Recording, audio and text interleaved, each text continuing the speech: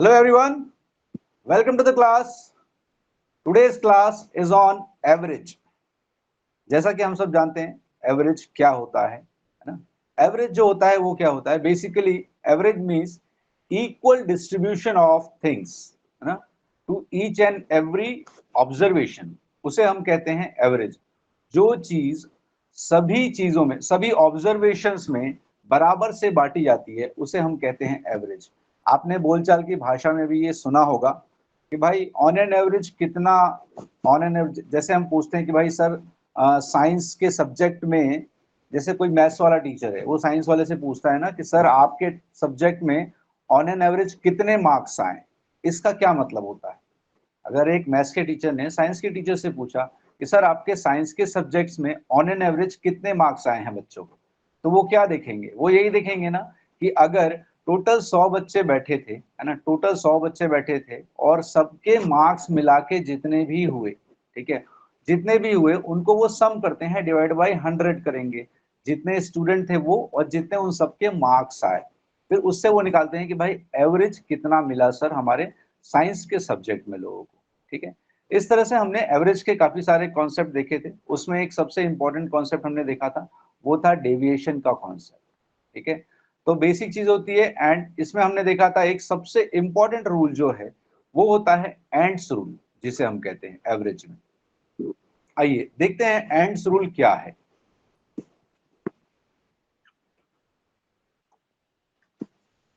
जैसा कि आप सब जानते हैं एवरेज मतलब क्या होता है। एवरेज मतलब होता है sir total sum divided by total numbers.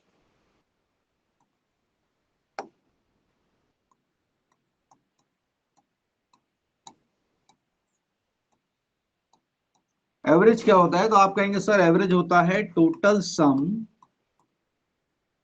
Some divided by total numbers.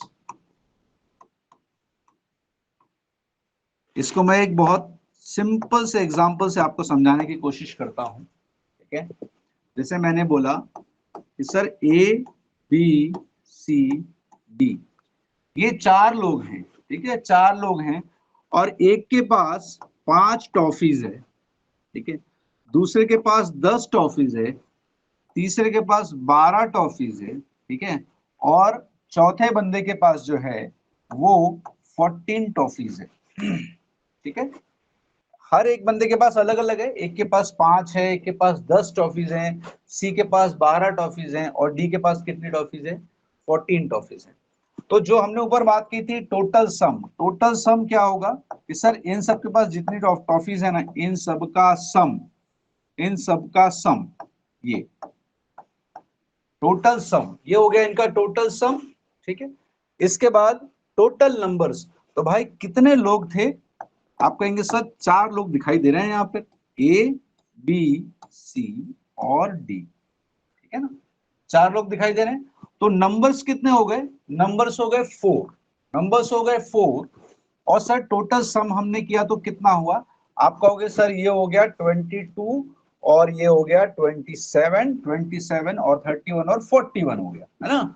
So total sum हमने देखा कितना हो गया, 41 हो गया। और लोग कितने हैं टोटल? आप कहोगे सर 4, ठीक है ना, आप कहोगे 4। अब इसको सॉल्व करोगे तो कितना आ जाएगा? तो ये आ जाएगा 10.25। ठीक है, तो आपका एवरेज कितना आ गया? आप कहोगे सर 10.25। ठीक है, बिल्कुल इसी तरह से बहुत शांति से इसको सॉल्व करते जाएंगे, आराम से सॉल्व होता है। अब जो मैंने आपसे कहा था कि एंड्स रूल, एंड्स रूल क्या होता है? हाँ, ये देखिए एंड्स क्या होता है, एंड्स रूल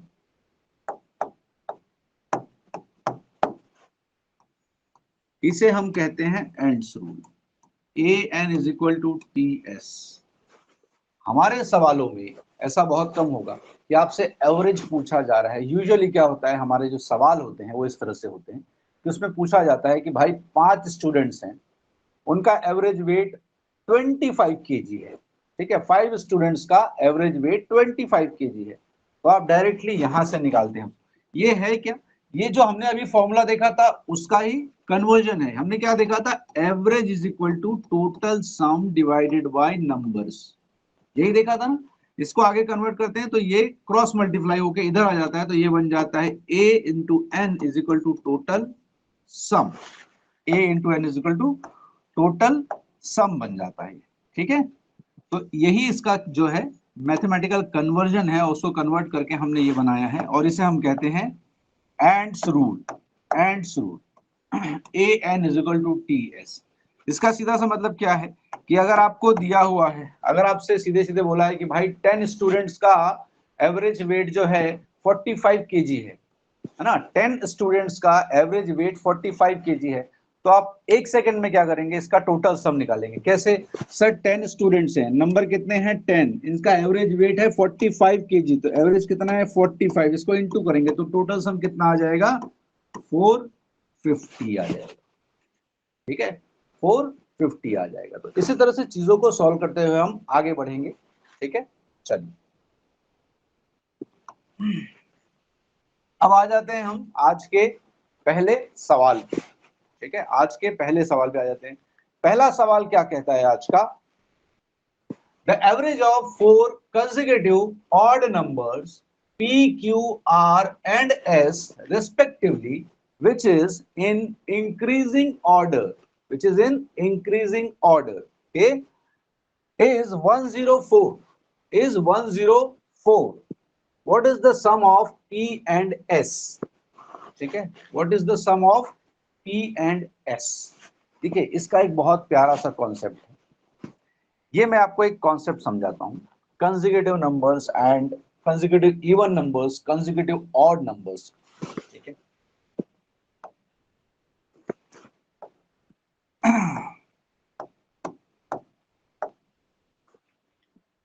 एक चीज समझिए कि मिड वैल्यू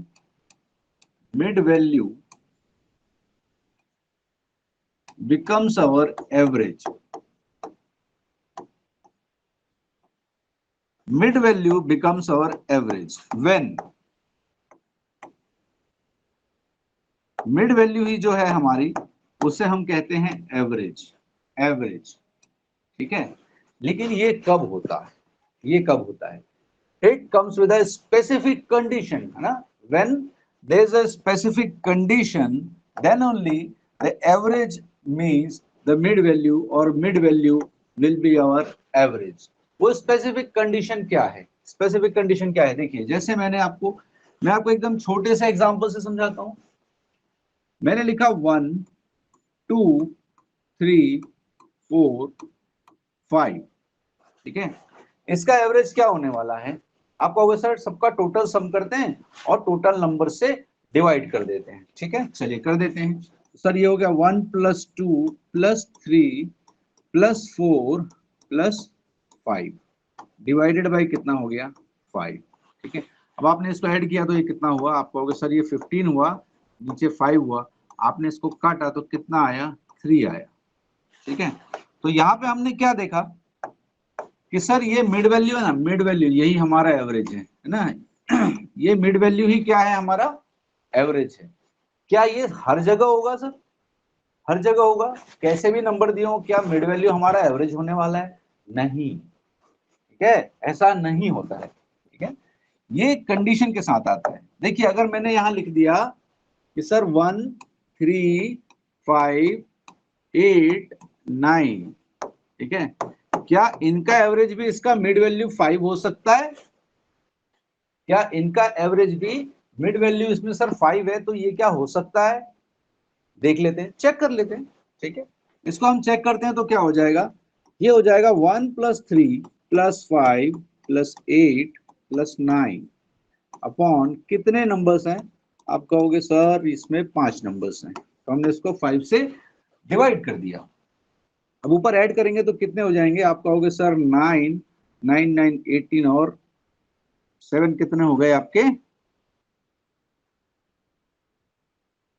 18 और 8 हो गए आपके, ठीक है, 26 हो गया। ये 26 डिवाइडेड बाई 5, सर ये 5 तो नहीं हो रहा है, 5 से ऊपर जा रहा है ना, हाँ 5.2 हो रहा है, तो ये हो रहा है क्या, नहीं हो रहा है, ठीक है। इसीलिए मैंने आपसे कहा कि ये एक स्पेसिफिक कंडीशन के तहत होता है। Mid value is our average, average is our mid value. ये चीज एक स्पेसिफिक कंडीशन के तहत होती है, और वो कंडीशन क्या है ये हम देखते हैं। पहली कंडीशन है उसकी common difference. Common difference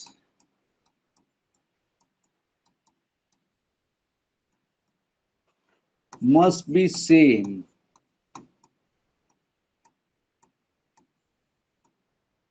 between the numbers. Okay, yes, common difference between the numbers must be same. और ये कब कब होता है, देखिए आपको दिखाते हैं कब कब होगा। ये यूजुअली कब होगा, पहला तो है कि आप कैलकुलेट कर सकते हैं। First one, we can calculate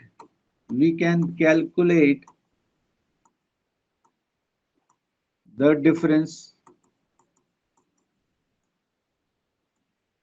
right. आपको नंबर्स दिए हुए हैं, आप देख सकते हैं ना उनके बीच में जो है कॉमन डिफरेंस जो है वो सब सेम है या नहीं है, that we can calculate. The first thing. Second thing, आपको दिया रहेगा consecutive numbers. Consecutive numbers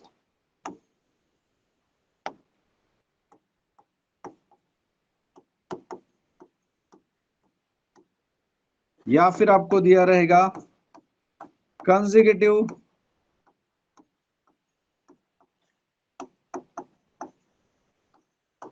even और ऑड नंबर्स, या फिर दिया रहेगा मल्टीपल्स ऑफ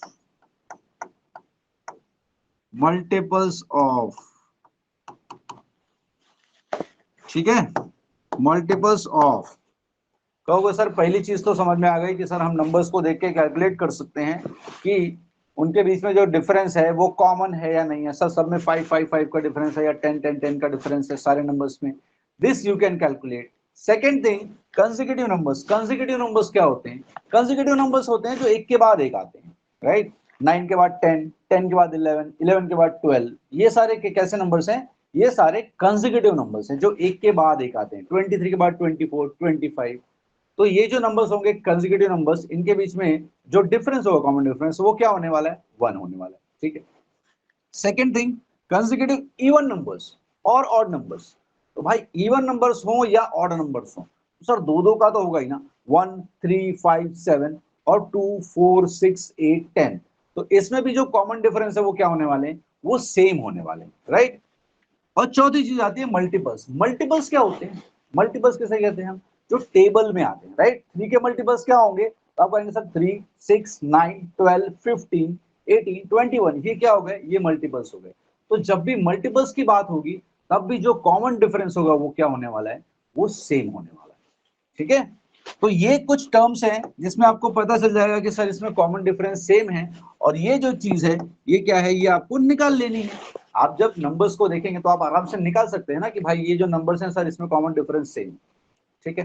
तो वो कॉमन डिफरेंस आप निकालेंगे।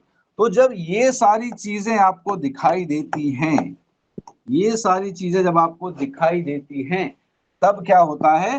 तब हम कह सकते हैं कि sir average is our mid value. Mid value, average is our mid value, और we can say mid value is our average, ठीक है।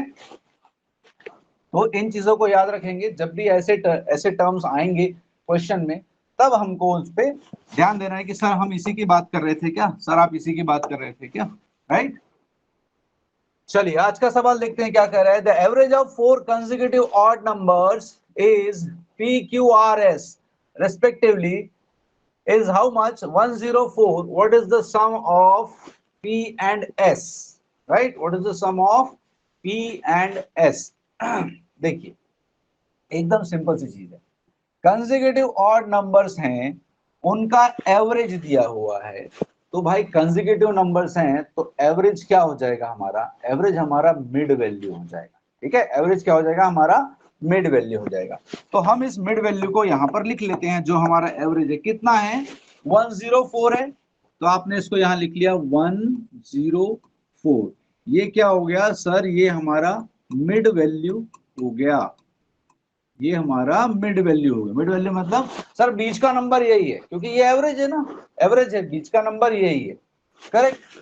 अब इसके बाद क्या बोला था क्वेश्चन में, बोला था sir four consecutive odd numbers, consecutive odd numbers ना।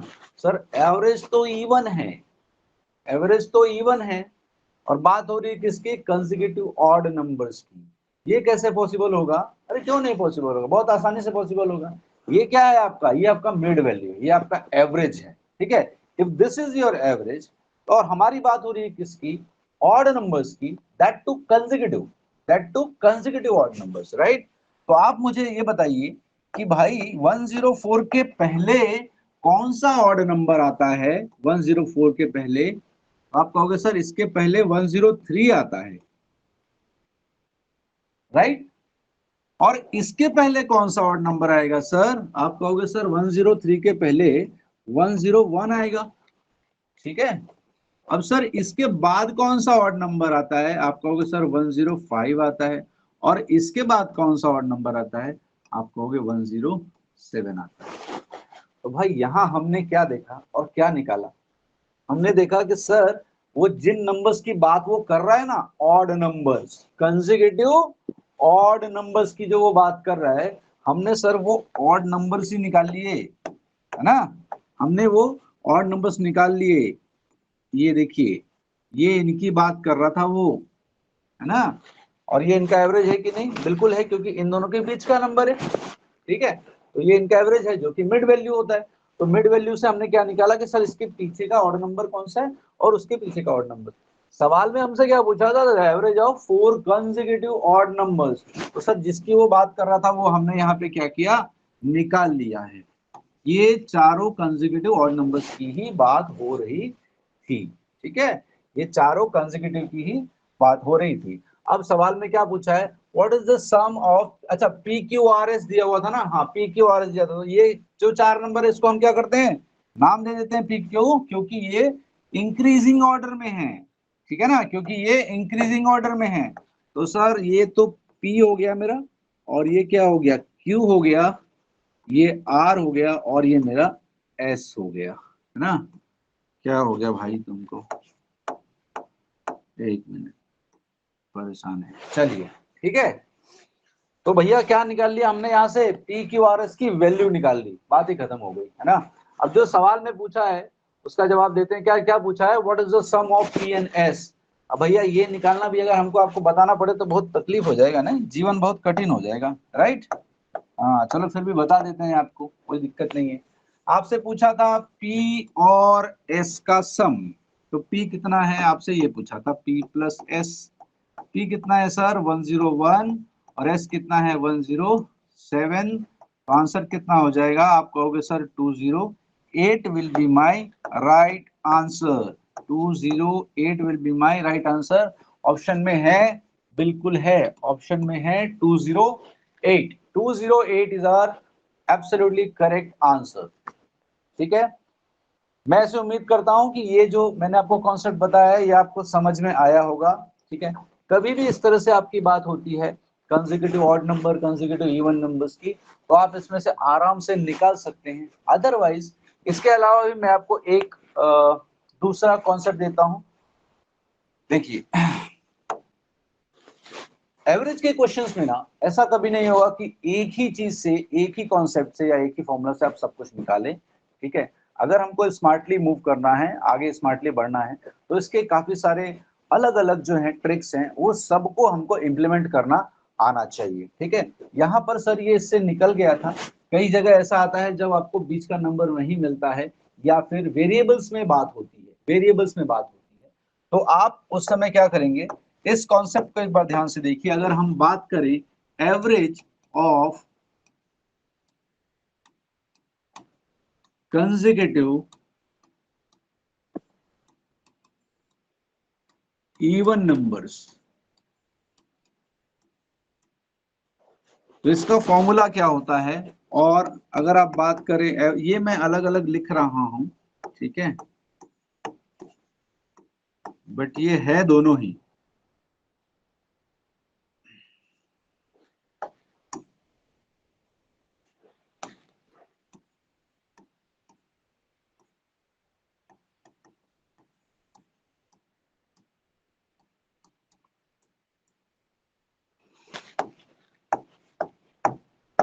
कभी भी इस तरह की बात हो क्वेश्चन में वेरिएबल्स के साथ, तो हम क्या करते हैं, ये देखिए, ये होता है, इस तरह से शुरू होता है, a+2, a+4, a+6, a+8 and so on.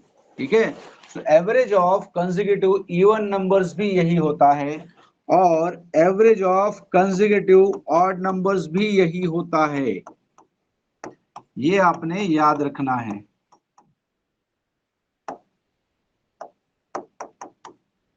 ठीक है, दोनों दोनों ही केस में यही होता है। नंबर्स अगर पूछेंगे नंबर्स कौन से हैं ना, इस तरह से आपसे पूछ रहा है कि average of consecutive even numbers दिए हुए ना, तो वो नंबर्स कौन से होने वाले हैं, वो नंबर्स इस तरह से होने वाले हैं। ठीक है, ये नंबर्स इस तरह से होने वाले हैं। ठीक है, आपको दिया हुआ है इन सबका एवरेज। जैसे मैं आपको एक छोटा सा एग्जांपल देता हूं, अगर आपसे बोला कि sir average of 4 consecutive even numbers दे दिया सपोज, है ना, एवरेज ऑफ कंसेक्यूटिव नंबर्स दे दिया A B C D, इस तरह से दे दिया आपको। ठीक है, ABCD। ठीक है, और ये आपको दे दिया है सपोज 14, ये आपको दे दिया है कितना, 14। तो इस केस में हम क्या करेंगे, देखिए इन्हीं वैल्यूज को पुट करते हैं हम। ठीक है, इन्हीं वैल्यूज को पुट करते हैं। देखिए ये पहला हो गया A, उसके बाद दूसरा क्या हो जाएगा आपका, होगा सर A+2, तीसरा क्या हो जाएगा A+4, चौथा क्या हो जाएगा A+6। क्यों, क्योंकि सर 4 कंसेक्यूटिव ऑड या फिर इवन नंबर्स की बात हो रही है। ठीक है, फिर इसके बाद ये अगर ये एवरेज 14 दिया है, तो इसका मतलब क्या हो गया कि सर इन सब का सम डिवाइडेड बाय 4, इस तरह से आप इसको ऐड कर देंगे। ये कितना दिया हुआ है सर, 14 दिया हुआ है। ठीक है ना, तो ये क्या हो गया आपका, हो गया सर A+2, ए, और देखिए 1 2 3 4 हो गया ना, तो 4A हो गया सर, ये 4A हो गया, प्लस आप इसको कर लेंगे तो ये हो गया 12 इज इक्वल टू 14, 4 जा कितना हो गया आपका, हो गया सर 56। ठीक है, अब ये 4A कितना हो गया सर, ये हो गया 56 माइनस 12, ये हो गया 44।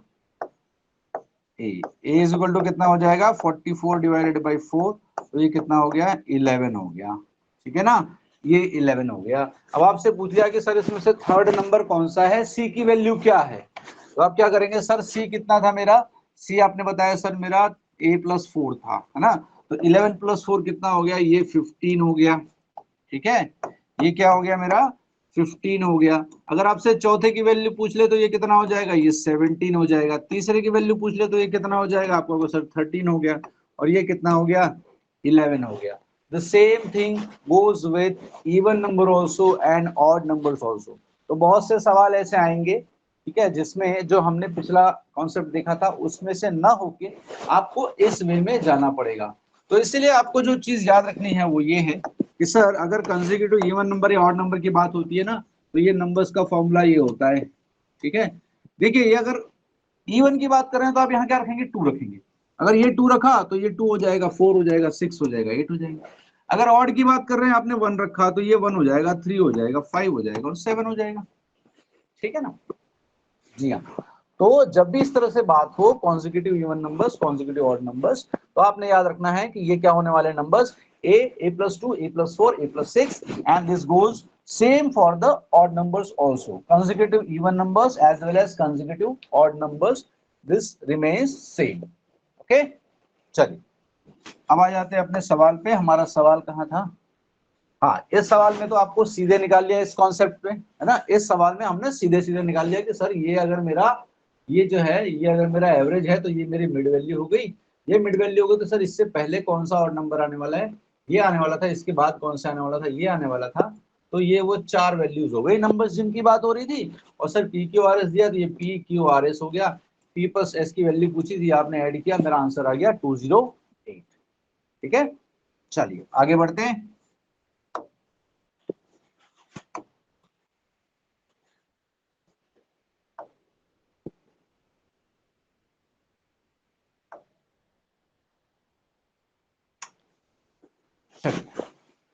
अभी सवाल क्या कहता है, the average weight of 19 men is 74 kg and the average weight of 38 women is 63 kg.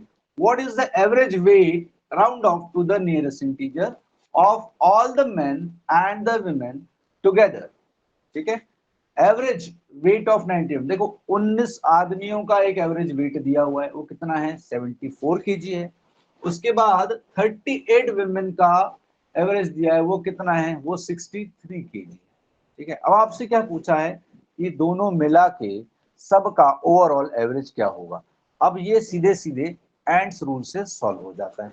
ठीक है, ठीक, क्या क्या दिया था वो हम फटाफट यहाँ पे लिख लेते हैं, ज्यादा प्रॉब्लमेटिक इसमें कुछ है नहीं। सर यहाँ दिया था 19 मेन का एवरेज वेट 74 था, तो एएनटीएस से मैंने ये निकाल लिया डायरेक्टली, 19 इंटू 74, ये क्या हो जाएगा मेरा टोटल सम हो जाएगा।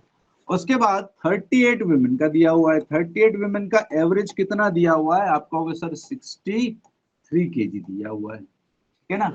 लोग कितने हैं टोटल, यहाँ हमने देखा लोग कितने हैं टोटल, आप कहोगे सर 19 मेन है और 38 वुमेन है, और आपको इन सब का ओवरऑल ओवरऑल एवरेज पूछा हुआ है। ठीक है ना, तो सर इनका टोटल सम निकाल लेते हैं पहले। ठीक है, तो सबसे पहले क्या निकालेंगे, टोटल सम निकाल लेंगे। अब भाई टोटल सम निकालने के लिए इनको मल्टीप्लाई करना पड़ेगा। मल्टीप्लाई करने की बहुत शानदार ट्रिक मैंने आपको बताई हुई है, एक बार फिर से मैं आपको यहाँ पर बता देता हूँ वो ट्रिक। देखिए अगर 19 इंटू 74 करना है तो बेस्ट ट्रिक क्या होती है इसकी, ये देख लीजिए सर, 19 है इंटू 74 है। ठीक है ना, ये मैंने कई बार बताई है, हमारे कैलकुलेशन के टेक्निक्स में भी बताई हुई है, फिर भी बताते हैं सर, इन दोनों को मल्टीप्लाई कर लेते हैं। 9 4 जा 36 का 6, यहाँ पे एक ही नंबर लिखना है। ठीक है, एक ही डिजिट लिखना है, 9 4 जा 36 का 6 कैरी ओवर 3 इधर पे हो गया। इसके बाद इसको इससे मल्टीप्लाई करते हैं तो सर 4 आ गया, इसको इससे मल्टीप्लाई करेंगे तो कितना आ जाएगा, आप कहोगे 63 आ गया। इनको ऐड कर देंगे तो ये कितना हो गया, हो गया 67, 67 प्लस ये जो कैरी फॉरवर्ड था 3, 70 हो गया, 70 का 0 कैरी ओवर फिर से कितना आ गया 7 आ गया, 7 1 जा 7, 7 प्लस 7 कितना हो गया 14, तो ये हो गया 1406। This is your total sum. नीचे आते हैं 38 इंटू 63, इसको भी निकाल लेते हैं सर, 38 इंटू 63, इसको भी निकाल लेते हैं। अब इसको निकालेंगे फटाफट जल्दी, देखिए 8 3 24 का 4 कैरी ओवर 2 है सर हमारे पास, 3 3 9 होता है, 8 6 48 होता है, इन दोनों को ऐड कर देंगे तो कितना हो जाएगा, आपका हो गया 57 प्लस 2 59 का 9 आ गया, कैरी ओवर 5, 6 3 कितना होगा 18, 18 5 23 हो गया सर, तो ये कितना हो गया 2394। इन दोनों का टोटल सम ये हो गया। अब हमने करना क्या था सर, हमको एवरेज चाहिए था, तो इन दोनों को ऐड कर देंगे, 1406 प्लस 2394 डिवाइडेड बाई कितने लोग हैं, आप बोलोगे सर 19 प्लस 38, तो ये कितने हो गए, आप बोलोगे सर ये तो 57 हो गए क्या, हाँ ये 57 हो गए, ये 57 हो गया। अब इसको सॉल्व कर लेते हैं, सर कितना होगा, आप बोलोगे सर 6 4 10 का 0 हो गया, और 9 1 10 का 0 हो गया, फिर एक आ गया, 7 1 8 हो गया, और ये हो गया 3, 3800 डिवाइडेड बाई 57। ठीक है, 380 डिवाइड बाई 57 हो गया। ठीक है, अब इसको सॉल्व कर लेते हैं, चलिए अप्रॉक्स वैल्यू पूछ रहा है ये इसमें आपसे। ठीक है ना, अप्रॉक्स वैल्यू पूछ रहा है, इसको अब करते हैं सॉल्व, कितनी बार जाएगा, वो सर 57 है,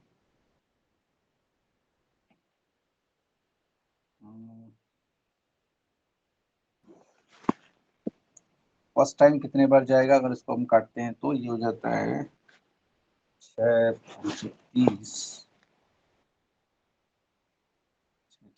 6 टाइम जा सकता है क्या, 6 टाइम्स अगर हम इसको लेते हैं तो कितनी बार हो जाएगा, आप कहोगे सर 6 टाइम अगर करेंगे तो 7 6 42 का 2 4 और 5 से 34 342। ठीक है, 342 कर दिया तो कितना बचा, तो वो सर 8 बचा, 7 में से 4 गया 3, 38 बचा, फिर से 380 बच जाएगा, फिर से 380 बच गया, तो 66 के आसपास आ रहा है ये, 66 point something.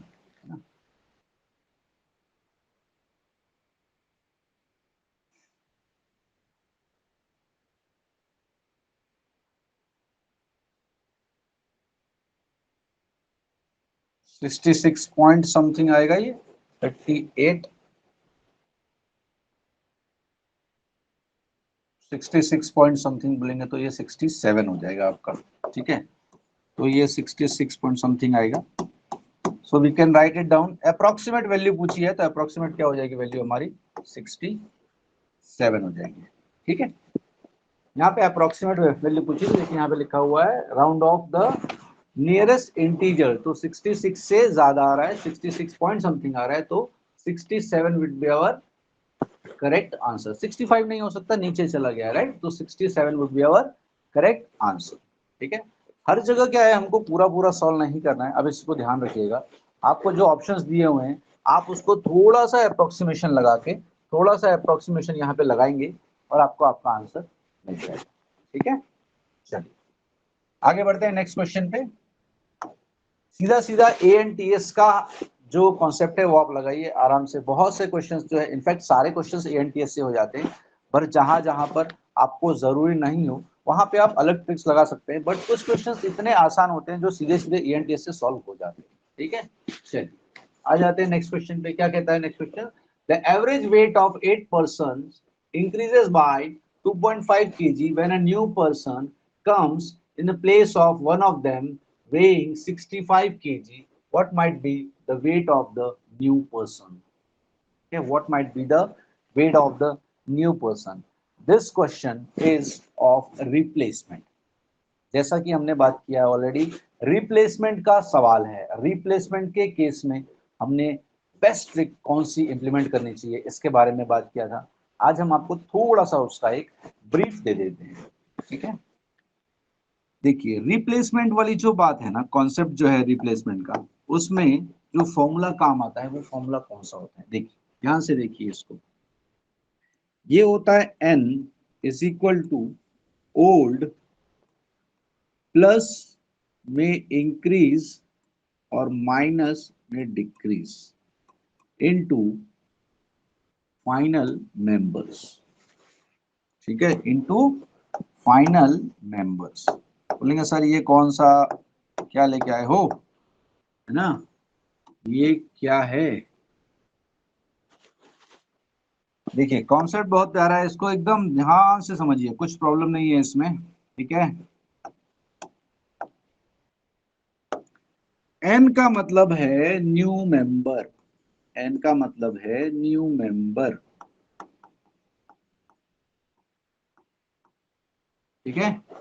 O stands for old member, and yes, this is for increase in value, ठीक है। और जब इंक्रीज होगा, इंक्रीज इन वैल्यू मतलब क्या है? एवरेज, है ना, एवरेज बढ़ता है ना इधर, एवरेज बढ़ता है या कम होता है। जब भी इंक्रीज होगा तो आपने क्या करना है? प्लस लगाना है। और यहाँ this is what, this is decrease, decrease in value average. जब भी डिक्रीज होगा तब आपने क्या लगाना है? माइनस लगाना है। और ये एफ जो है सर, एफ क्या है? एफ कहोगे सर, एफ जो है ना ये फाइनल मेंबर्स हैं,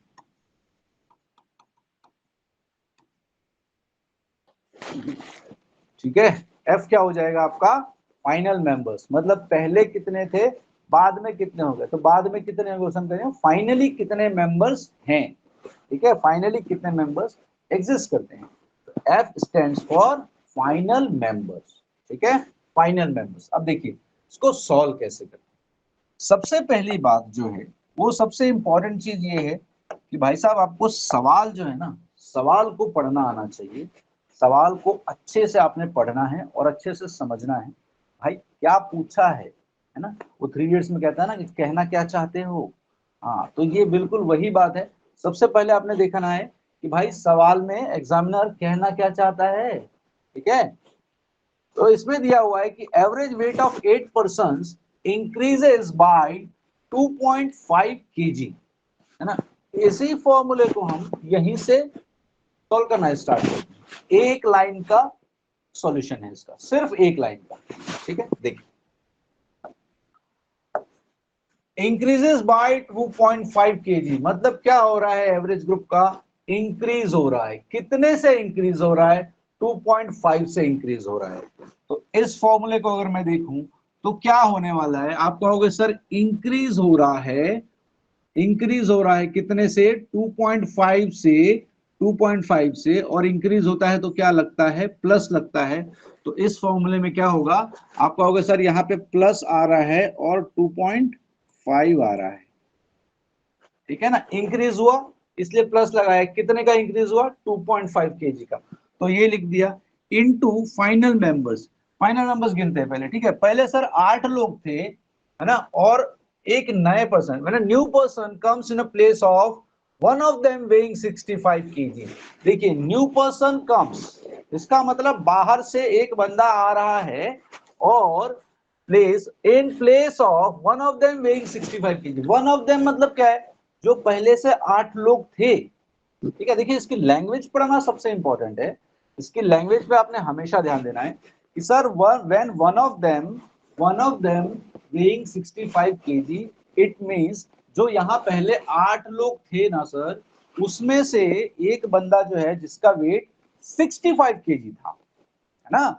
तो when a new person comes in place of मतलब इसकी जगह में, 65 kg वाले की जगह में, इसका मतलब क्या है कि सर वो जो पहले 8 लोग थे उसमें से एक बंदा था जिसका वेट कितना था? 65 kg था, उसकी जगह में दूसरा बंदा आ रहा है। तो दूसरे बंदे ने उसको क्या किया?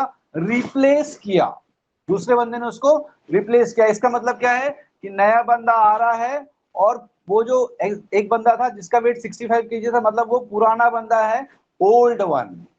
सो ओल्ड वन को रिप्लेस किया किसने? न्यू पर्सन ने। तो ओल्ड वन का वेट कितना दिया है? 65 kg। ओ की वैल्यू कितनी दी है? 65 kg। तो फॉर्मूले के हिसाब से यहाँ पे रख दिया 65। उसके पीछे था क्या? ये न्यू वाले की वैल्यू पूछी थी। और सर ये 8 लोग पहले थे, एक नया बंदा आया और ये पुराना वाला क्या हुआ? रिप्लेस हो गया। तो बंदे कितने हुए टोटल? 8 ही हुए ना भाई। पहले 8 लोग थे, उसमें से एक बंदे का वेट था 65 kg। तो वो 65 kg वाले को क्या किया उसने? उसको हटा के, ऐसा हटा के उसको हटा के खुद बैठ गया। तो पहले भी 8 लोग थे, बाद में भी कितने लोग हुए? फाइनली 8 लोग ही हुए, बराबर है ना भाई। पहले 8 लोग थे, उसमें से एक बंदा चला गया, दूसरा बंदा अंदर घुस गया एक रो में, ठीक है। तो कितने हो गए रो में लोग? 8 ही लोग हो गए, ठीक है ना। ये 4 उंगलियां हैं, ठीक है। इसमें से ये वाली मैंने रिप्लेस कर दी और बाहर से एक लगा दी है, तो कितने हो गए टोटल?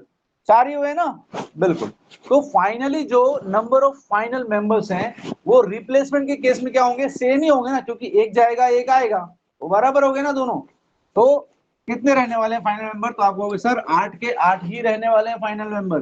तो सर ये हो गया 8। बताइए ये एक लाइन का सवाल है या नहीं है? एक लाइन का सवाल, एक लाइन का सवाल है। अभी मैं आपको समझा रहा हूं इसलिए इतना एफर्ट डालना पड़ रहा है मुझे, बार बार बताना पड़ रहा है। आपने एक बार ये कॉन्सेप्ट समझ लिया रिप्लेसमेंट का तो कहानी खत्म है गुरु, है ना। लिटरली 3 से 4 सेकंड में ये आंसर निकलता है, लिटरली, बोलने की बात नहीं है भाई। बाकियों जैसे मैंने कहूंगा कि 1 सेकंड में जवाब दे देंगे, 1 सेकंड में कुछ नहीं होता है, ठीक है। 1 सेकंड में दुनिया में कुछ नहीं होता है, पलक झपकते हैं उसको भी 2 सेकंड लग जाते हैं, ठीक है। चलिए हाँ, मतलब 1-2 बार ब्लिंक किया तो 2 सेकंड लग जाते हैं। तो ये आप कम से कम 3 से 4 सेकंड में निकाल सकते हैं। अब भाई इतना तो आपको निकालना आना चाहिए, 3 से 4 सेकंड में निकालना आना चाहिए, इतनी कैलकुलेशन आपकी फास्ट चाहिए। भाई आप कॉम्पिटेटिव एग्जाम की तैयारी कर रहे हैं, ठीक है। 10 लाख से ज्यादा लोग एग्जाम देते हैं, अगर आपकी स्पीड इतनी फास्ट नहीं होगी तो गुरु फिर भूल जाओ, ठीक है। चलो ये निकालते हैं। अब ये निकालना आता है या नहीं आता है आपको? ये इसकी भी ट्रिक्स मैंने सिखाई हुई है कई बार कैलकुलेशन ट्रिक्स में अपनी।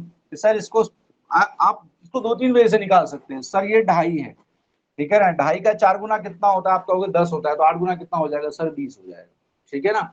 या ऐसे भी निकाल सकते हो, सर ये 200 होता है तो 20 हो गया। तो ये 65 प्लस 20 कितना हो गया सर? ये 85 हो गया। यही पूछा था ना आपसे सवाल में कि जो नया बंदा आया है, what might be the weight of a new person? 85 है क्या ऑप्शन में? है, बिल्कुल है। 85 kg will be the right answer। ठीक है, देखिए रिप्लेसमेंट का कॉन्सेप्ट है, जबरदस्त कॉन्सेप्ट है। एक लाइन का सॉल्यूशन है, उससे ज्यादा कुछ है ही नहीं इसमें। ठीक है, तो रिप्लेसमेंट के जितने भी सवाल आते हैं वो आप आराम से इससे सॉल्व कर सकते हैं, इसमें आपको जरा भी टाइम नहीं लगेगा। इस चीज को एक बार समझ लीजिए, इसके रिप्लेसमेंट के 5-6 सवाल आप उठा के कर लीजिए, उसके बाद ये ऐसा आप नींद में भी उसको बता दोगे सर रिप्लेसमेंट का सवाल आया तो ये ऐसे सॉल्व होता है सर, एक ही लाइन में सॉल्व होता है, बिल्कुल एकदम आसानी से सॉल्व होता है, कुछ प्रॉब्लम नहीं है इसमें। ठीक है, चलिए, आई होप आपको ये कॉन्सेप्ट पसंद आया होगा और ये इस तरह से क्या आप चीजों को आराम से सॉल्व कर सकते हैं। अच्छा, इसमें एक कॉन्सेप्ट में जो है आपको दिख रहा है, आपको कहीं ये कंफ्यूजन हो कि सर हमको नए पर्सन का निकालना है या पुराने पर्सन का निकालना है ना, सर ओल्ड कब लेना है और न्यू कब लेना है, तो ये भी मैं आपको बता देता हूँ। चलिए एक इसी क्वेश्चन में मैं आपको बता देता हूँ। हाँ चलिए, सेम क्वेश्चन में ले लेते हैं। ठीक है, थोड़ा सा तोड़ते मरोड़ते हैं इस क्वेश्चन को और देखिए क्या होता है। इस सवाल में ऐसा दिया था कि sir the average weight of 8% increases by 2.5 kg when a new person comes in a place of one of them weighing 65 kg। इसकी जगह अगर मैंने कह दिया कि सर ये सारे क्वेश्चन में ना ये जो न्यू पर्सन कम्स, ठीक है, न्यू पर्सन कम्स, और यहाँ कह दिया कि सर जो न्यू पर्सन है ना इसका वेट 65 kg है, इसका वेट 65 kg है, न्यू पर्सन का वेट 65 kg है, उसने एक बंदे को यहाँ से रिप्लेस कर दिया, उसने एक बंदे को रिप्लेस कर दिया, तो बताइए what would be the weight of the replaced person, what would the weight of the replaced person. तब क्या होगा उस केस में आपसे किसकी वैल्यू पूछेगा, तो भाई अगर n की वैल्यू दी है तो उस केस में किसकी वैल्यू पूछेगा, ओल्ड की वैल्यू पूछेगा, क्योंकि यहाँ पे आपको न्यू की वैल्यू दी है, तो इसीलिए तब उसमें क्या करेंगे सर, n की वैल्यू हमको दी हुई है तो ओ हम निकाल लेंगे उसमें से, इसी फॉर्मूले से निकलेगा, है ना। तो सवाल को बहुत ध्यान से पढ़ेंगे कि भैया हमको न्यू पर्सन का वेट दिया है या जो एग्जिस्टिंग है ऑलरेडी उसका वेट दिया है। ठीक है, तो इन चीजों को बहुत ध्यान से समझेंगे कि सर सवाल में पूछा क्या है। ठीक है, तो ये दोनों तरह के क्वेश्चन रिप्लेसमेंट में आते हैं, तो आपको इनको ध्यान रखना है। डन, चलिए नेक्स्ट क्वेश्चन देखते हैं।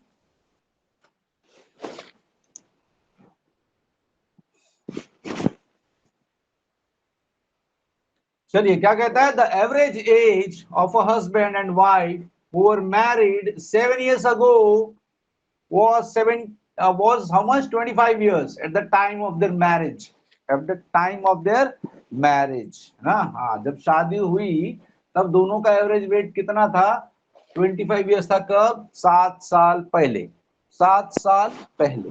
देखिए एज के जो सवाल है ना बहुत आसान होते हैं। एज के सवाल में एक कॉन्सेप्ट होता है, वो ये होता है कि हमेशा क्या करना है आपने, चीजों को प्रेजेंट में ले आना है। ठीक है, 7 साल पहले, 7 साल बाद, इस तरह से कुछ भी दिया हो भाई, पहले दिया बाद दिया, सबको कहाँ पे लेके आ जाएंगे, प्रेजेंट में लेके आ जाएंगे, उसके बाद चीजें बहुत आसान हो जाती है सॉल्व करने के लिए। ठीक है, चलिए, तो सबसे पहला काम क्या करते हैं कि सर इसका प्रेजेंट ले आते हैं। प्रेजेंट ले आएंगे तो 7 years अगो कितना था, 25 years था, तो आज कितना हो जाएगा सर, 25 था, तो 7 साल बाद दोनों का एज बढ़ेगा ना, 7 साल से, बराबर है। हाँ, तो एवरेज भी क्या होगा, 7 साल से बढ़ जाएगा।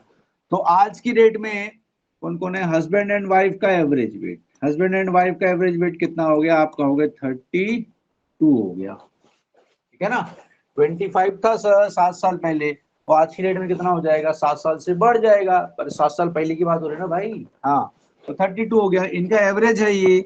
एवरेज मतलब, एवरेज को कैसे लिखते हैं, एवरेज मतलब क्या है ये, आप कहोगे sir husband plus wife divided by 2 is the average, बराबर है ना एवरेज। हाँ, तो हस्बैंड प्लस वाइफ, इनका टोटल सम कितना हो गया, आप कहोगे 32, अरे सॉरी ये विजिबिलिटी अच्छी नहीं है आपकी। ठीक है, चलिए, तो दिया हुआ है sir husband plus wife divided by 2 average, आज की डेट में कितना है 32, तो हस्बैंड प्लस वाइफ का टोटल सम कितना हो गया, आप कहोगे 32 इंटू 2, दैट मीन्स 64 हो गया। ठीक है, चलो ये हो गया। उसके बाद क्या पूछता है, now the average age of the family including husband wife and child born during the interval. इसमें ज्यादा कंफ्यूज होने की जरूरत नहीं है, ड्यूरिंग इंटरवल और ज्यादा दिमाग लगाने की भी जरूरत नहीं है, ठीक है। हाँ, और ये बॉर्न ड्यूरिंग द इंटरवल क्या होता है, ठीक है। इसको बहुत इजी वे में समझते हैं, ठीक है, कि ये अभी हुआ है, ठीक है। हाँ, ये आज की डेट है, बीच में हुआ है कहीं पे, ड्यूरिंग द इंटरवल, उस समय नहीं हुआ, इतने साल बाद हुआ, उतने साल बाद हुआ, वो नहीं, अभी ड्यूरिंग द इंटरवल हुआ है। तो एज कितनी है दिया हुआ है, नाउ द एवरेज एज, मतलब आज का जो प्रेजेंट एज है वो दिया हुआ है। Now the average age of the family, मतलब आज बोल रहा है कितना है, average age of the family कितना है, इंक्लूडिंग दैट चाइल्ड, मतलब ये दिया हुआ है husband plus wife plus this child divided by 3, ये कितना दिया हुआ है, 22 दिया हुआ है, ठीक है। ये पता नहीं है कब पैदा हुआ, ठीक है। हाँ, बॉर्न ड्यूरिंग द इंटरवल, ये पता नहीं है, वो पता चल जाता तो एज ऐसे नहीं निकाल लेते आप। हाँ, ठीक है, born during the interval age, now it is 22 years. What is the present age of the child, present age of child, ठीक है। अब देखो प्रेजेंट एज पूछा है ना, इसलिए हमने सबको क्या किया, प्रेजेंट में ले आया, तो इसको प्रेजेंट में ले आया था, और ये दिया हुआ है क्वेश्चन में प्रेजेंट एज, तो यहां से क्या हो जाएगा, husband plus wife plus child is equal to 22 into 3, that means 66, ठीक है। अब आपके पास इक्वेशन ये 1 है और इक्वेशन 2 है। अब आपको पता है कि सर इसमें से हस्बैंड प्लस वाइफ जो है ना, इसका तो मेरे को पता है एज कितना है, 64 है। तो यहाँ से आप चाइल्ड की एज निकाल सकते हैं आराम से, एकदम इजीली निकाल सकते हैं। सर चाइल्ड की कितनी हो जाएगी, आप बोलोगे 66 माइनस 64, तो कितना हो गया सर, बच्चा जो है वो 2 साल का है, 2 इयर्स। तो हमारा करेक्ट आंसर क्या हो जाएगा, 2 इयर्स। एकदम इजी, इजी में बनाइए, शांति से बनाइए, शांति से कैलकुलेशन कीजिए, आराम से, ठीक है। सिंपल था सर, पहले दिया हुआ था इनका एवरेज एज 7 साल पहले का, तो हमने क्या किया, आज का निकाल लिया, प्रेजेंट कितना हो जाएगा, प्रेजेंट 32 हो जाएगा, तो ये दिया हुआ है 32, तो ये आपने इसको क्रॉस मल्टीप्लाई किया तो ये 64 आ गया सर। उसके बाद इन तीनों का कितना दिया है एवरेज एज, तो 22 दिया हुआ है सर, तो ये इस पे बैठेगा, तो इधर इसको क्रॉस मल्टीप्लाई किया तो ये 66 आ गया सर। यहाँ पे मुझे हस्बैंड प्लस वाइफ का पता है 64 है, तो इस फॉर्मूले में मैंने रख दिया, ये इधर से इधर आएगा, माइनस हो जाएगा, तो ये कितना आ जाएगा, मेरा चाइल्ड की एज कितनी आ जाएगी, आप कहेंगे 2 इयर्स, ठीक है। चाइल्ड की एज आ गई 2 इयर्स, सिंपल। चलिए आगे बढ़े।